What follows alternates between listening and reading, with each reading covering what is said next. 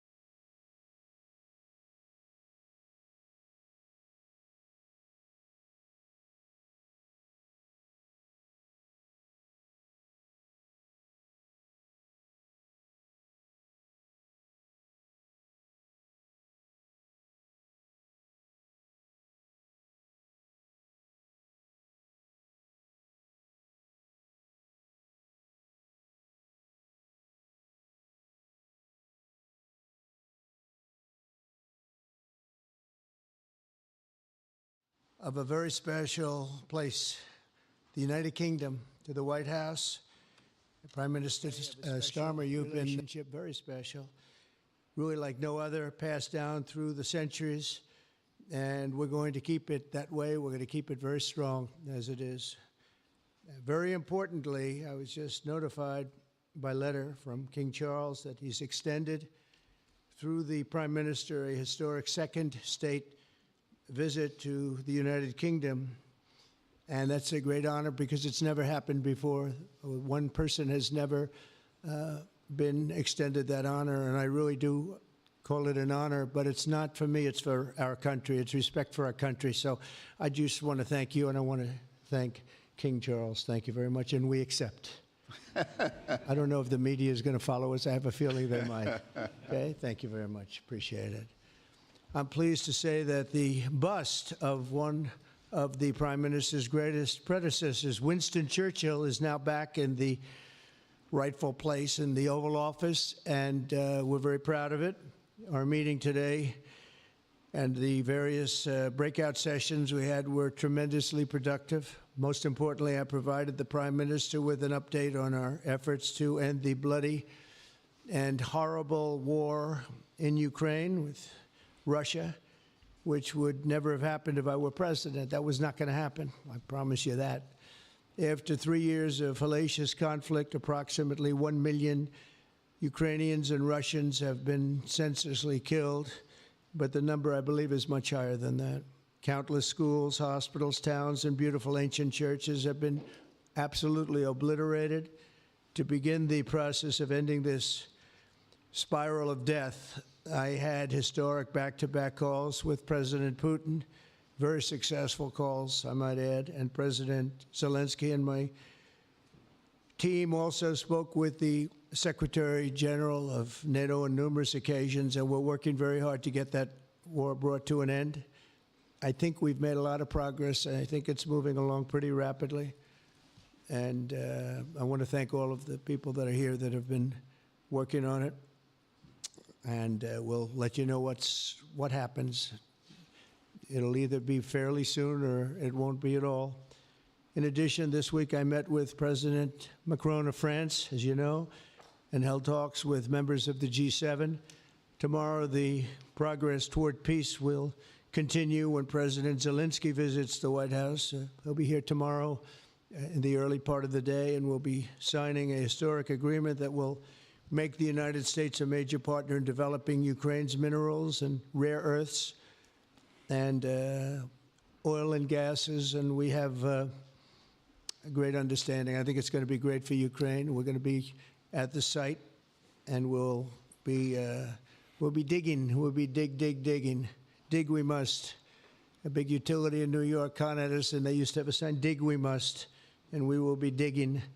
But much of the European aid to Ukraine has been sent in the form of loans for which they expect to be paid back, and we didn't have that honor under the Biden administration. He sent money, or just sent it, money after money after money, and never had any knowledge of ever seeing it back. Maybe $300 to $350 billion, but under the breakthrough agreement, very unusual, which everyone said was difficult to get, but it's really very good for Ukraine and very good for us. The American taxpayers will now effectively be reimbursed for the money and hundreds of billions of dollars poured into helping Ukraine defend itself, which by and of itself is a very worthy thing to do. We've paid far more than any other country, and with most of our support, it's been paid in military, the finest weapons anywhere in the world.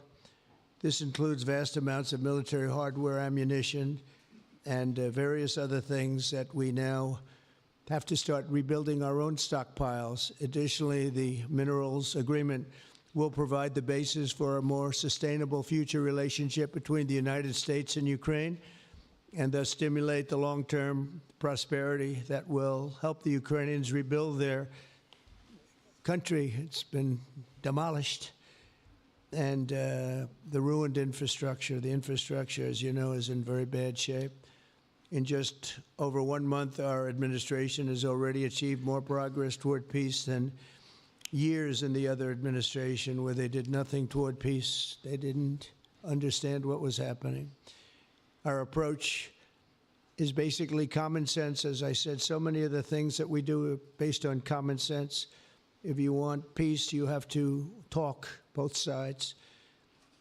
As I discussed with Prime Minister Starmer, the next step we're making is toward a very achievable ceasefire. We hope that that can happen quickly, because thousands of young people, in this case, we're not talking about Americans, we're talking about Ukrainians and Russians are being killed every week, thousands.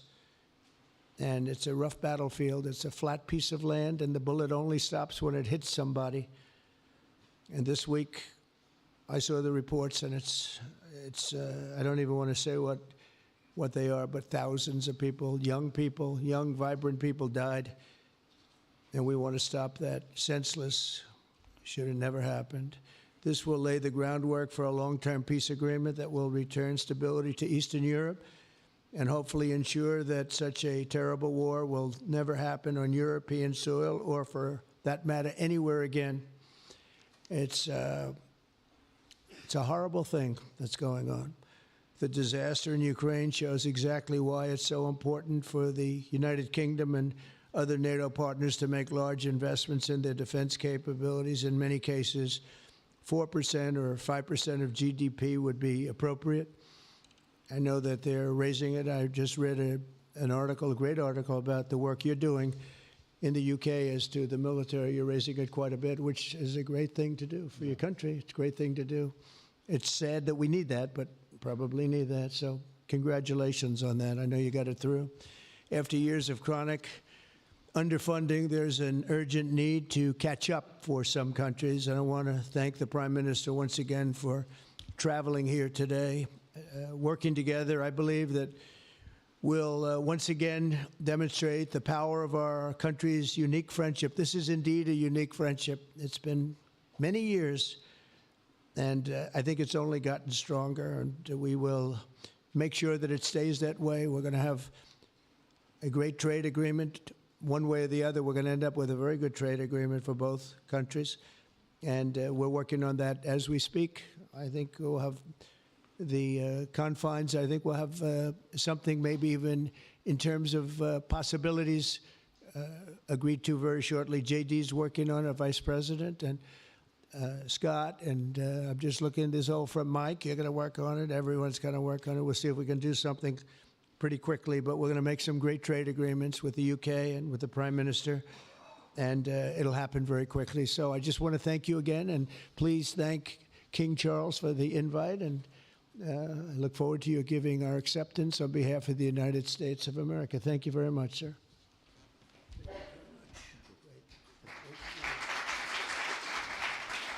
Thank you. Well, thank you very much, Mr. President. Thank you for your hospitality. Thank you for your leadership. This has been a very good and very productive visit. And with your family roots in Scotland and your close bond with His Majesty the King, it's good to know that the United Kingdom has a true friend in the Oval Office. And it was so good to see the bust of Winston Churchill back in its rightful place just a moment ago. But look, in a moment of real danger around the world, this relationship matters more than ever.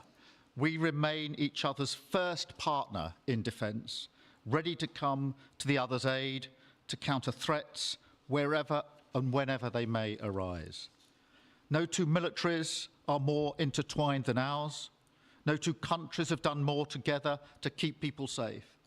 And in a few weeks, we mark VE Day, the 80th anniversary of victory in Europe. Britain and America fought side by side to make that happen. One of the greatest moments in our history. We stand side by side still today, and we're focused now on bringing an enduring end to the barbaric war in Ukraine.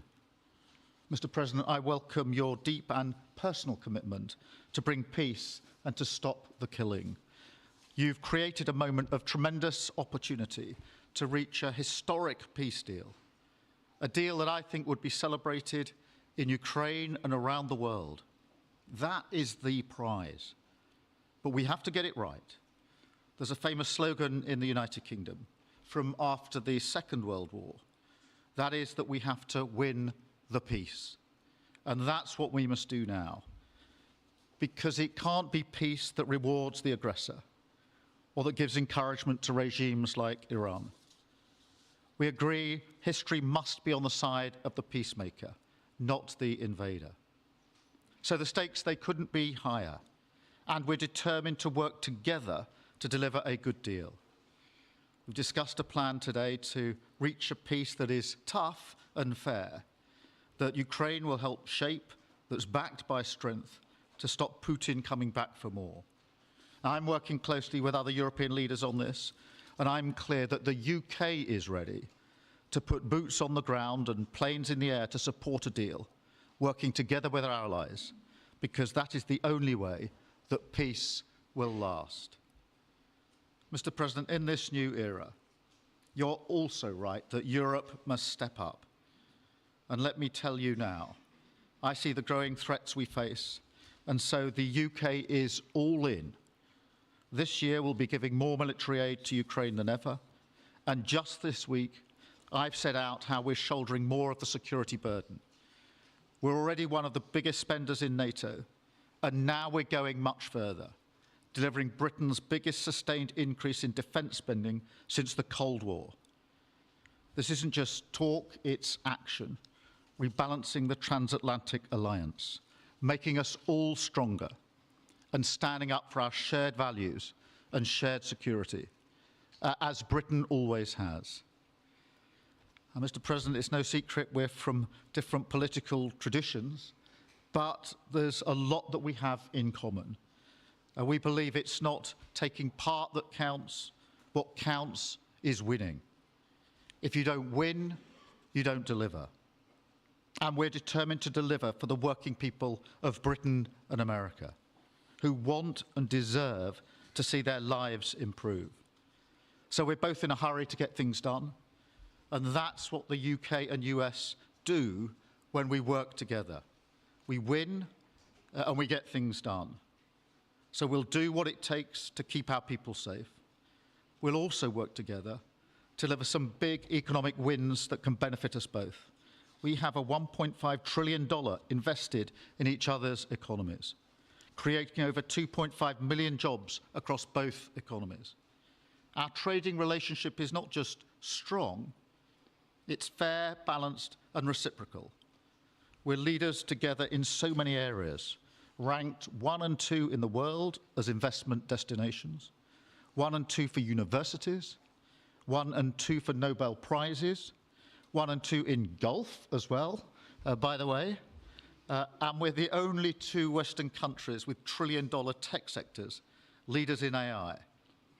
And look, we take a similar approach on this issue.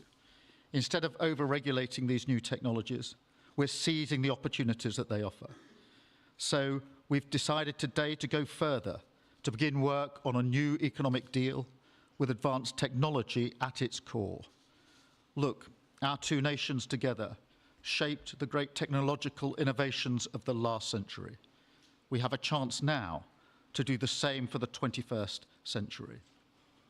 I mean, artificial intelligence could cure cancer. That could be a moonshot for our age. And that's how we'll keep delivering for our people. There are so many opportunities. Keep our nation strong and fulfill the promise of greatness that has always defined this relationship. Finally, to underline the importance of this bond. It was my privilege and honour to bring a letter with me today from His Majesty the King, not only sending his best wishes, but also inviting the President and the First Lady to make a state visit to the United Kingdom, an unprecedented second state visit. This has never happened before. It's so incredible, it will be historic. And I'm delighted that I can go back to His Majesty the King and tell him that President Trump has accepted the invitation, so thank you. Our teams will now work together to set a date, and we look forward to welcome you in the United Kingdom. Thank you once again. Thank you very much. What a beautiful accent. I would have been president 20 years ago if I had that accent. Thank you very much. Okay, let's see here. Go ahead, please. Thank you, Mr. President. Earlier today, you told me that you believe that foreign countries pay tariffs, but Americans who are concerned about higher prices believe, as most people do, that they're paid by consumers and importers when they import things into this country. Can you explain how you came to this belief that foreign governments are paying tariffs? And for the Prime Minister, did you discuss with President Trump his repeated statements of desire to annex Canada? And has the King expressed any concern over the President's apparent desire to remove one of his realms from his control? So I'll go ahead. The first part, the tariffs are necessary because we've been treated very unfairly by many, many countries, including our friends, friend and foe. But we've been treated very unfairly in trade at levels that nobody's really ever seen before, and especially under the Biden administration, they really took advantage of the United States. I put massive tariffs on China during my 4 years. We had the best economy in the history of our country. Probably the best economy, maybe the best economy in the history of the world. And I used tariffs to even things up. And in particular with China, we took in hundreds of billions of dollars and we had no inflation. And it's a myth. It's a myth that's put out there by foreign countries that really don't like paying tariffs, and especially to even up. So we've been treated badly by a lot. We're using tariffs. And I find, and you just have to look at the numbers, but I find that it's not about inflation. It's about fairness, and the inflation for us has not existed, and I don't think it's going to exist. We're going to bring our car industry back. We're going to bring our chips back. We're going to bring so many things back to our country, including pharmaceuticals and drugs. And the thing that's going to get us there is tariffs. And I say often it's my favorite word in the dictionary, but I always preface that by saying now, because I got into a lot of trouble with the fake news where they say that's not good. So I say God, love, family, wife, they're all my favorite words, but tariff is about number 4 or 5 on the list.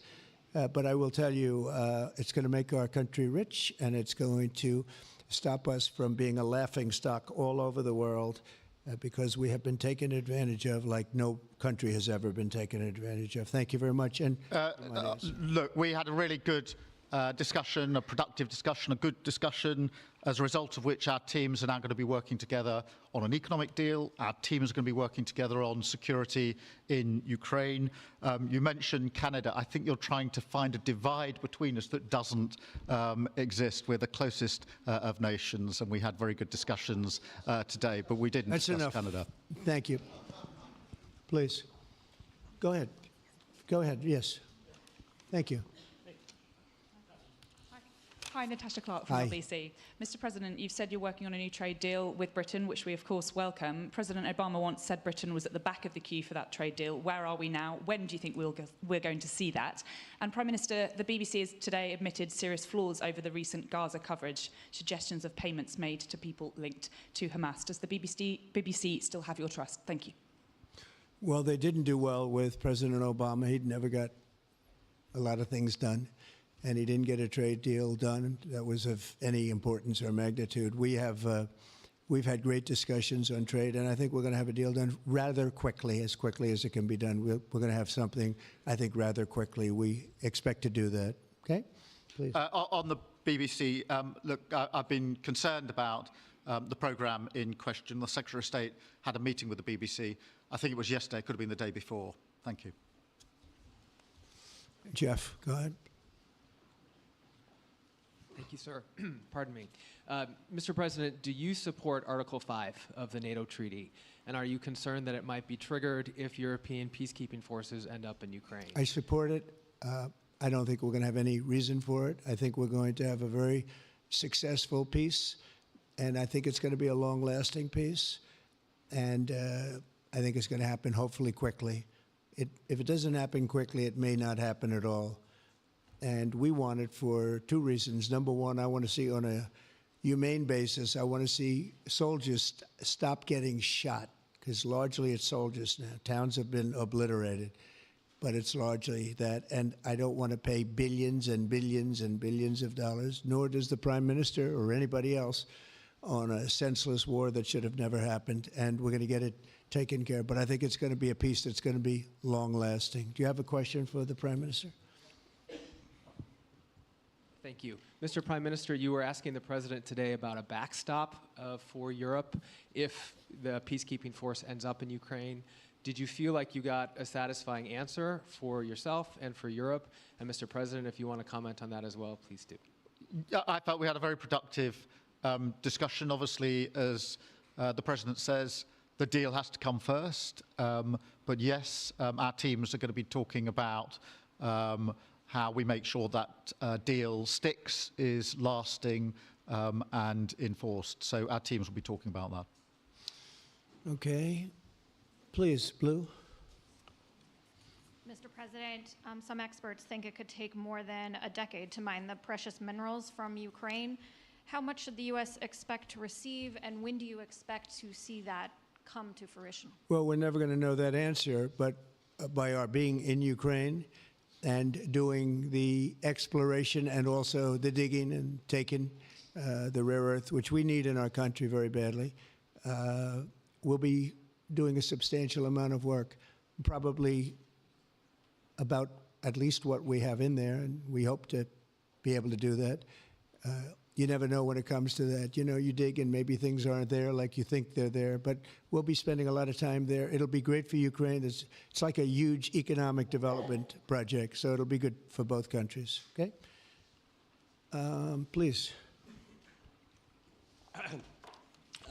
Prime Minister, excuse me, Prime Minister, you've talked about putting British soldiers' boots on the ground in Ukraine in the event that President Trump succeeds with his peace deal. But can you do that without a firm assurance that America will have our back in the form of some kind of security guarantee were Putin to breach that agreement? And Mr. President, tomorrow you're seeing President Zelensky to sign this deal on minerals and energy that could be hugely important to the United States. Will you take the opportunity to apologize to him for calling him a dictator while praising Vladimir Putin, who is a dictator? Well, Robert, let me start by saying I've been really clear today and previously that I think that European countries, including the United Kingdom, need to step up in our own defence and security. We've been doing that in recent days. You saw the announcement we made on spending just the other day. In addition to that, I've made it clear that the United Kingdom will play its full part in ensuring that if there's a deal, and we hope there is a deal in Ukraine, that is a lasting deal that sticks. And we're obviously working with other European countries on that, France and NATO in particular. But I think I'm hosting 18 countries on Sunday to further our discussions. You heard from the President this morning that, you know, as historically has always been the case, we have each other's backs. And today we've been talking about the deal, how that will be a lasting deal. And coming out of this, our teams will now be talking in detail about that. And I think we're going to have a very good meeting tomorrow, 11 o'clock. And I think we're going to have a very good meeting tomorrow morning. We're going to get along really well. Okay? We have a lot of respect. I have a lot of respect for them. We've given them a lot of equipment and a lot of money, but they have fought very bravely, no matter how you figure it. They have really fought. Somebody has to use that equipment, and they have been very brave in that sense. Yeah, please, go ahead. The Gaza ceasefire deal is nearing an end this Saturday, and there's been some worry that phase 2 might never get there. Do you believe that phase 2 of the ceasefire in Gaza will come to fruition? And have you spoken to Netanyahu about it? And for the Prime Minister, this peacekeeping deal has been pushed forward by the UK and France as well. Have you been in discussions with any other European countries to join this initiative? And are you expecting Commonwealth countries to also join the effort? Thank you. So we're working very hard in the Middle East and Gaza and all of the problems, and it's been going on for years and years and centuries and centuries. It's It's a tough neighborhood, but it could be a very beautiful neighborhood. And I think we're going to come up with some pretty good solutions. But phase one is almost complete. We've had some people that have been very seriously injured, very seriously hurt, both physically and mentally. They've come out of there and some of them in very, very bad shape. It's shocking. Many young people aren't in bad shape. Young people are strong, healthy. They don't die. People have come out dead, young people and old people. It's a rough situation, but I think we're going to make it much better, and I think that we've had a huge impact on that since we've been in just the 4 weeks. I think we've had a huge impact on Gaza, the Middle East, and we have some pretty good talks going on concerning lots of other people that are going to make it better. So we'll see what happens. Nobody really knows, but we'll see what happens. But I think we've had a very positive impact. Prime Minister? Yeah, on the question of the European countries, yes, I've spoken to a number of countries, particularly in the last few weeks. We had a meeting in Paris last week. I've got a meeting on Sunday with 18 countries to further our discussions.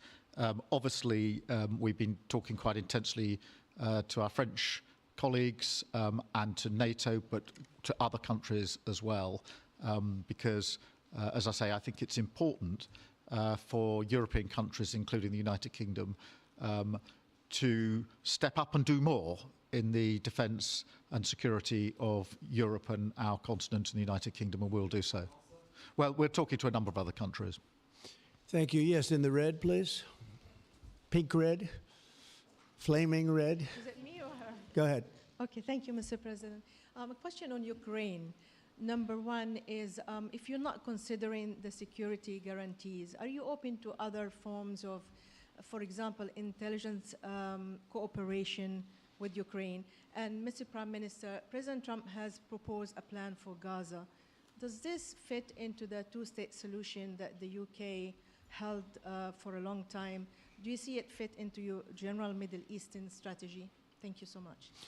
Yeah, thank you very much. We're open to many things, but before I even think about that, that's almost pleasant to think about because that would mean that peace has been arrived at. We have to arrive at that peace. And, you know, you went 3.5 years with an administration that never even really had a meeting. They didn't have a meeting on peace.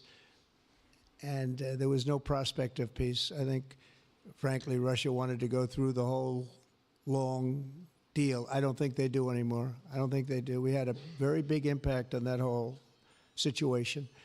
But I don't like talking about phase two until I get phase one. Phase one is I have to make peace. And we have to get Russia to agree. We have to get Ukraine to agree. And I think we will, I think we've come a long way.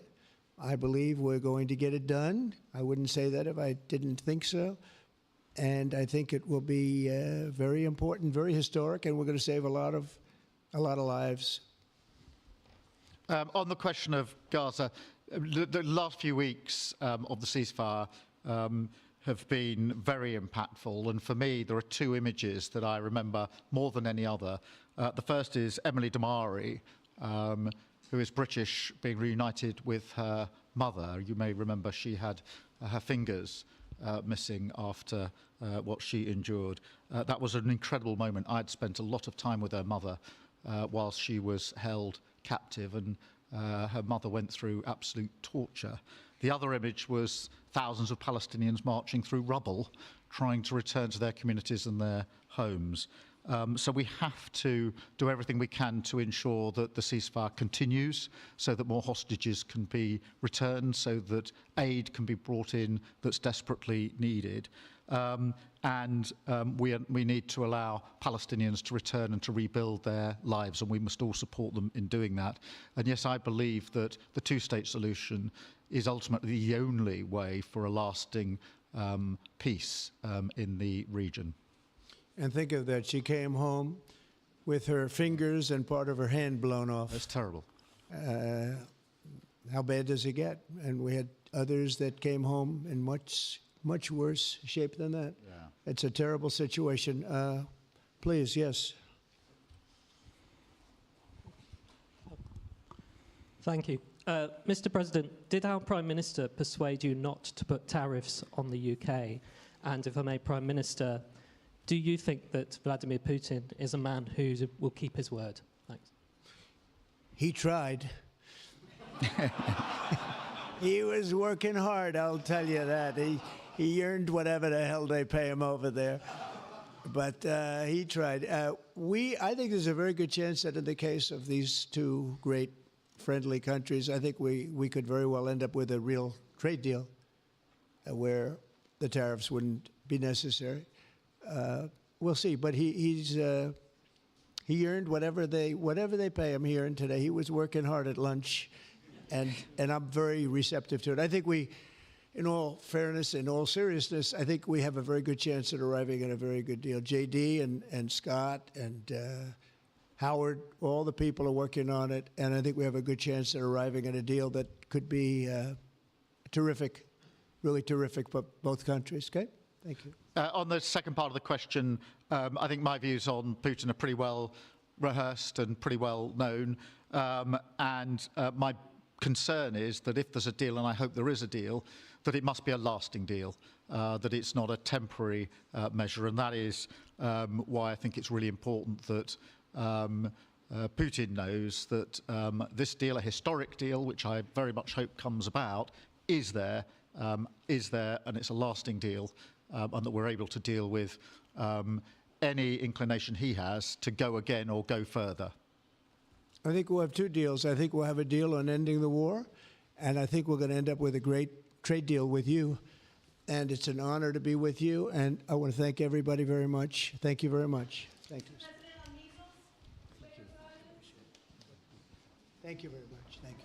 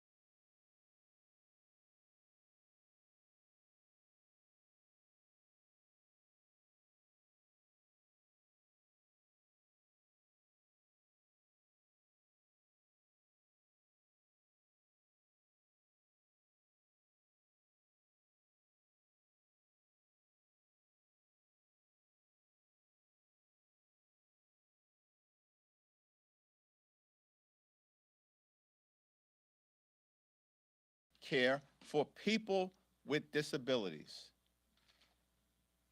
And Medicaid is about nursing home care for older Americans who are trying to live out their golden years with the respect and dignity that they deserve. Democrats will continue to stand on the side of the American people and stand against the reckless Republican budget that will end Medicaid as we know it, dramatically cut nutritional assistance for children, families, and veterans. And we will continue to stand up on behalf of the American people and against the far-right extremism that is being unleashed on the American people by Donald Trump, Elon Musk, and House Republicans. Questions? Leader, good to see you.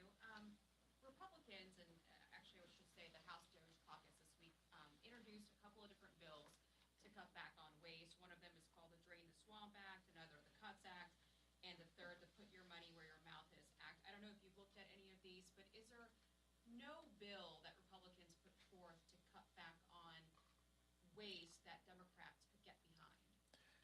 Democrats are prepared to identify waste, fraud, and abuse within agencies and departments across the federal government. Every organization, every institution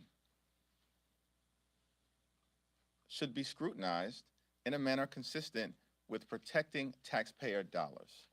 That is not what the Doge effort is all about at this moment. Elon Musk and the Doge minions that have been unleashed on the American people are actually stealing taxpayer data and stealing taxpayer money. Why does Elon Musk need access to the names, addresses, Social Security numbers, birth dates, and bank account information of the American people? He does not need access to it. And why is he seeking it? The House will continue to work hard to block him, and the courts need to continue to block him as well.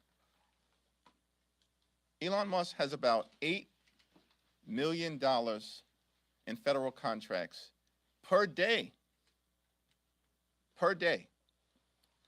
The average Social Security recipient in this country receives $65 per day. If Elon Musk and House Republicans are interested in identifying waste, fraud, and abuse, start with his contracts,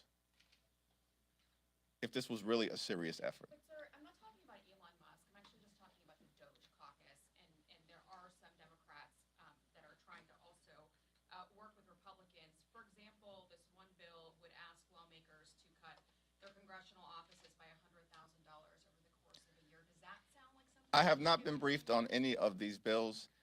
Any effort, for the reasons I just articulated, led by Elon Musk in terms of the Trump administration, and Marjorie Taylor Greene in the House of Representatives, who chairs the Doge Subcommittee on Oversight, are not serious. It's not serious. If you put Marjorie Taylor Greene in charge of the effort, it's not serious.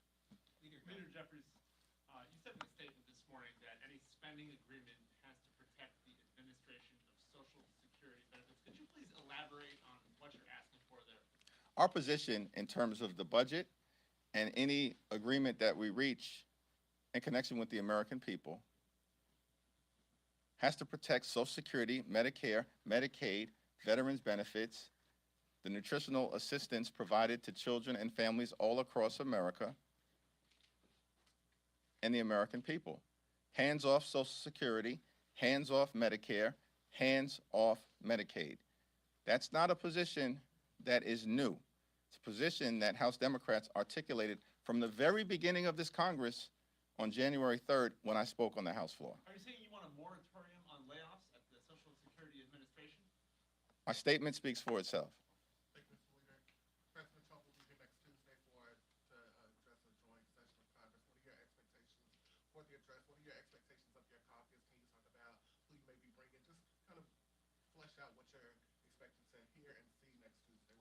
Yeah, two questions that Donald Trump needs to answer. Why has he failed to do anything to lower the high cost of living in the United States of America? And why has the Trump administration unleashed far-right extremism on the American people in a way that represents an assault on the American way of life? Paul? To follow up on that, about Tuesday, you were here 5 years ago when he delivered this last State of the Union address. If it's a similar style, I've forgotten it, by the way. you're welcome to remind you. Have you talked at all to your members about how you want them to behave Tuesday night, given how the minority party has acted in recent years? Catherine Clark, who manages the floor as the House Democratic Whip, is in conversation with members across the caucus, and so that's probably a question at this moment that is best directed to her. Yeah. Back to this side, Kevin. We've seen, Mr. Leader, over the last couple weeks, Trump take a rather aggressive approach to New York State, be it congestion pricing, be it whatever you want to describe what's going on with the mayor. What do you make of that, and why do you think it's happening, and what should Democrats be doing in response to that? Well, New Yorkers are not going to be intimidated by Donald Trump, the administration, or any of the efforts to try to hurt the people of New York City and the people of New York State. Governor Hochul and Tish James and the congressional delegation, both in the Senate and in the House, will continue to aggressively push back against any efforts initiated by Donald Trump, the Department of Justice, the Department of Homeland Security, or other aspects of the Trump administration to hurt the people we represent. We will not be intimidated, and we will continue to push back forcefully.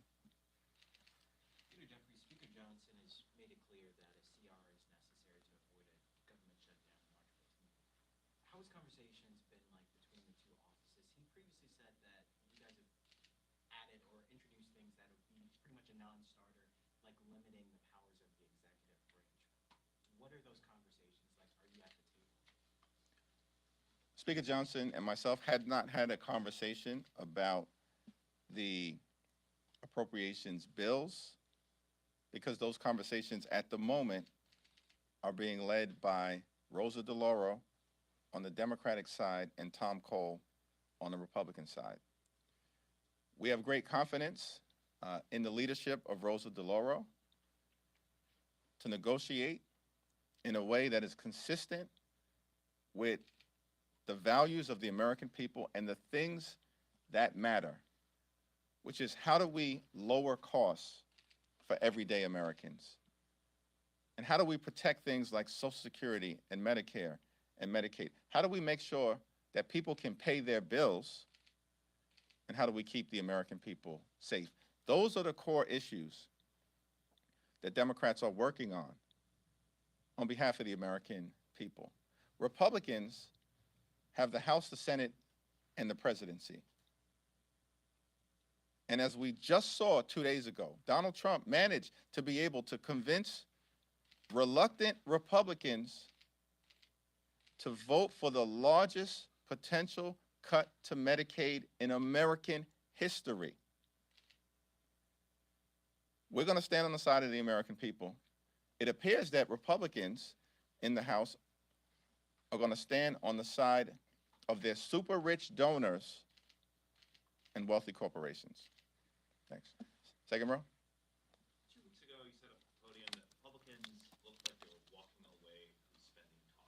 Do you think things are back on track? Or are you confident that a spending deal can be reached by the March deadline? Rosa DeLauro and Tom Cole continue to talk to each other as well as their Senate counterparts. Mr. Leader, how concerned are you, though, and how concerned our Democrats are, that even if it is what we describe as a clean CR, that the administration is actually going to spend the money that is appropriated? For instance, if USAID is in this continuing resolution, which right now the administration has defunded. Do Democrats need to stand up and put these safeguards in place or put language in this continuing resolution that forces the administration to spend the money? We will continue to make clear that the law has to be followed, including as it relates to the funding of the Social Security Administration. The American people are understandably concerned, frustrated, angry, scared at the assault that has been unleashed on them by the Trump administration and the far-right extremists in Congress. Congress funded the Social Security Administration so that everyday Americans in their golden years can receive the Social Security benefits that they are owed. By the way, Social Security and Medicare, they are not entitlement programs. When Republicans say they are entitlement programs, it's because they want to cut them. That's what this whole budget scheme is all about. That's what the effort to decimate the Social Security Administration is all about. Social Security and Medicare aren't entitlement programs. They are earned benefits. Everyday Americans have paid in to Social Security and Medicare throughout their entire working life.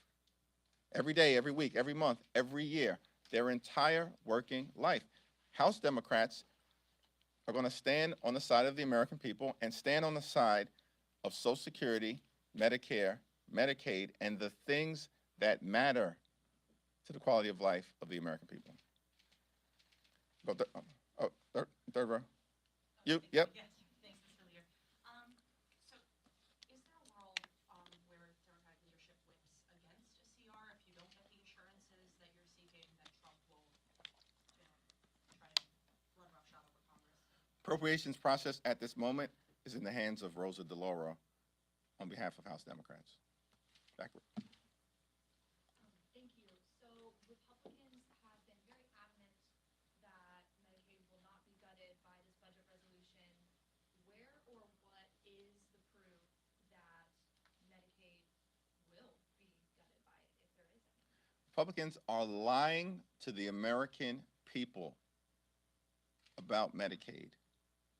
The Republican budget authorizes up to $880 billion in cuts to Medicaid by directing the Energy and Commerce Committee to find those spending cuts. Everybody knows who has had any connection to the congressional budget that if you are directing the Energy and Commerce Committee to find up to $880 billion, if not more, in spending cuts, that means Medicaid. That will hurt children, hurt families, hurt everyday Americans with disabilities, and hurt seniors. I can't say it any other way. Republicans are lying. Prove me wrong. There's nothing more that I would like better, that we as House Democrats would like better, than for Republicans to prove us wrong, that they are not planning to cut Medicaid. Thank you, Leader. With CR negotiations still ongoing, we've had some Democrats say that they feel the relationship between leadership on both sides is at the worst point it's been in a very long time. Can you describe your relationship with Speaker Johnson and Republican leadership? Rosa DeLauro continues to lead the appropriations discussions on behalf of House Democrats. She's at the table. She's got a working relationship with Tom Cole, and let's see how those negotiations proceed. But are you worried that the Democrats will work with Republicans to keep the government open? Republicans have a responsibility to fund the government in a manner that meets the needs of the American people. We are going to continue to work hard to ensure that any spending agreement that is reached ultimately looks out for the health, the safety, the national security, and the and the economic well-being of the American people. We're focused on the core issues that matter, focused on the economy, focused on affordability, focused on the housing crisis that exists in the United States of America, focused on the fact that under the Trump administration, costs having gone down, they've gone up. Inflation is going up. What happened to lower grocery prices on day one? All right. Last two questions. Some Republicans frustrated over the talks right now have mentioned a year-long CR.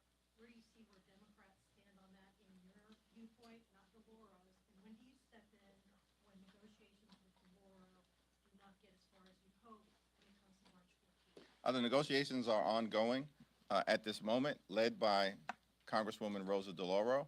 In terms of any subsequent consideration of a year-long continuing resolution, that's a conversation that we'll have at the appropriate moment with the entirety of the House Democratic Caucus.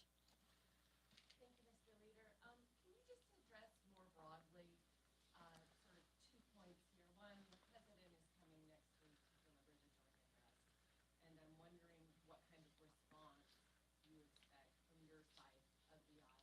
And secondly, can you just address the sort of conversation out there in the country among some Democrats, some progressive activists, who are just clamoring for their party to sort of do more at this moment, not just Tuesday, but writ large against what they see as, some see as an overreach, from the White House, and just a lot more than maybe voters might have been expecting. It's not just an overreach from the Trump administration, it's an aggressive overreach. It's a parade of horribles that the administration has unleashed on the American people. And we have to continue to push back aggressively in every way possible in defense of the American people. Push back in the Congress, just like we did as it relates to the reckless Republican budget. We had members like Brittany Pedersen with her newborn baby who left Colorado with her newborn baby, Sam, brought him to the Congress because she understood the importance of standing on the side of the American people. We have members like Kevin Mullen, who is battling an infection after knee surgery, who literally left the hospital, got on a plane from Northern California, traveled with his wife because she needed to change his IV on the plane in order to make sure that every single Democratic voice was in the Congress on behalf of the American people to push back against the reckless Republican budget that will hurt everyday Americans. We're going to continue to aggressively push back in the Congress. We have to continue to push back aggressively in the courts. More than 100 different lawsuits have been filed related to over 35 different unconstitutional and illegal executive orders. Trump administration is not winning in court. They are losing in court, including most recently at the Supreme Court in a 7-2 decision. We know we can never trust Thomas and Alito to ever do the right thing. But the Trump administration just lost in court with respect to the Office of Special Counsel case in a 7-2 decision, and more will need to be done. And we'll continue to work with democracy reform groups as well as Democratic attorney generals to push back aggressively in court. And of course, we have to continue to push back aggressively in communities throughout America. The American people are taking notice of what's happening. We understand there's a lot of anxiety, concern, fear, shock, and anxiety as it relates to these events that continue to unfold. And House Democrats, of course, across the country, just like Brittany did, and just like Kevin Mullen did, will continue to rise to the occasion. Thank you.